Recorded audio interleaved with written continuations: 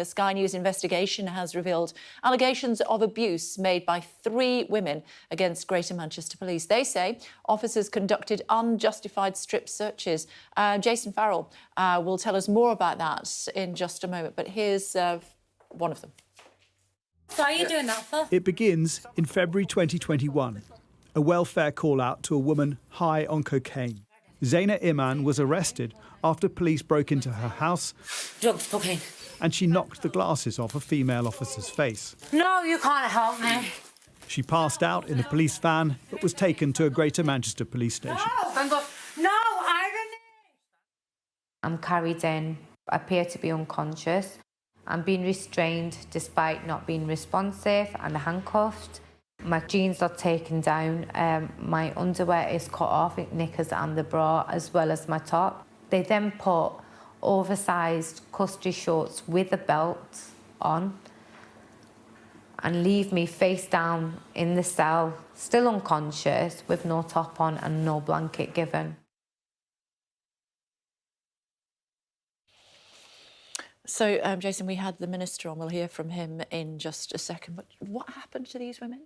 So this is all one police station, and there's 3 women. Zaina there is one of them you've just heard from, and they all feel that the strip searching was disproportionate, it was unnecessary, and they question the motives of the police officer for doing it. And they were all vulnerable in different ways. For Zaina, she had overdosed on cocaine. She feels she should have been taken to a hospital. But she's also used what's called a subject access request to get information on her, which includes the CCTV footage of her being taken into the cell. It includes some of the body camera footage when she was taken in. But she has actually a much more serious allegation, which she makes against the police. I believe I was drugged and sexually assaulted during my detainment with Greater Manchester Police. By more than one police officer? Yeah.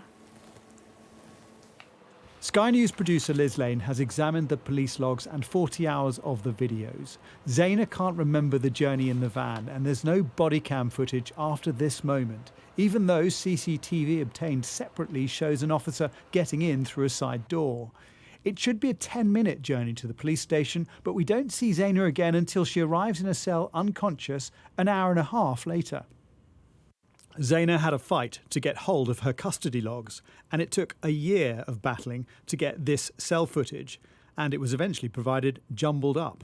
But put in order, the custody logs and the video don't match. The stripping naked at around 3:30 a.m. is not logged at all.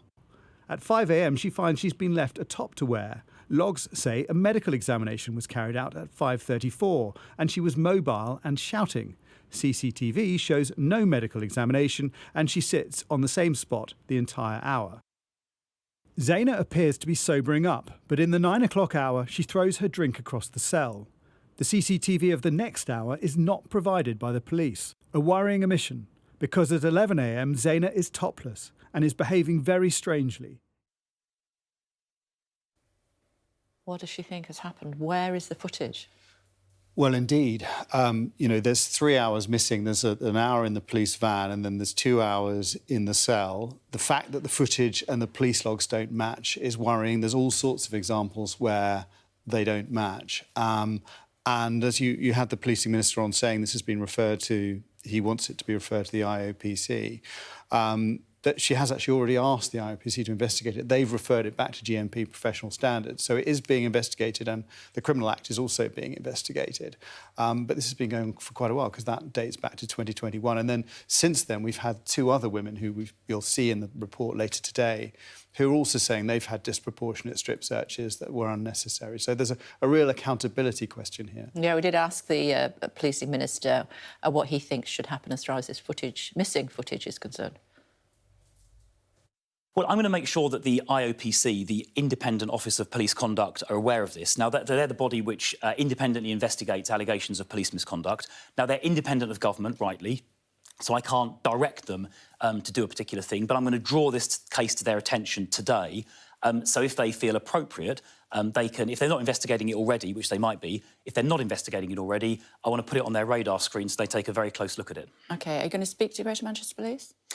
So I speak to them on a relatively regular basis, and yes, I will be asking them about this, yes. OK. Should they be handing over all of the CCTV of this young girl as it relates to her. She thinks that she was raped and she hasn't got the footage to prove one way or the other. Greater Manchester Police do have it and they won't give it to her. So, I mean, Jason said there were 2 hours of footage that were missing from the period in custody.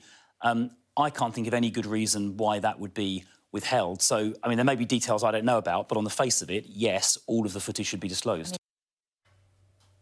So what happens next, Jason? Well, we'll have to see. I mean, we'll see whether the GMP respond to that. I mean, so far they feel that no officer has acted irresponsibly. They are still investigating some of the allegations made by the three women, and we'll have to see whether they respond to what Chris Philp has said. Yeah, we will, certainly. Up until now, they've already responded to your report, and this is what they said. They released a statement in response to Jason's words, and they say GMP is aware that these three individuals are unhappy with the service they received when they were arrested and detained. Their complaints have or are being investigated by the force. Though one investigation is ongoing, there is currently no evidence to suggest any GMP employees have misconducted themselves or committed a criminal offence. Under the definition within the Police and Criminal Evidence Act, 2 of these individuals were not strip searched. Due to concerns for their welfare, their clothing was removed and replaced with anti-rip garments. This process is subject to different legislation and guidance. The police haven't been able to tell us what happened to the footage, but we've been hearing there from Jason that the policing minister wants that footage handed over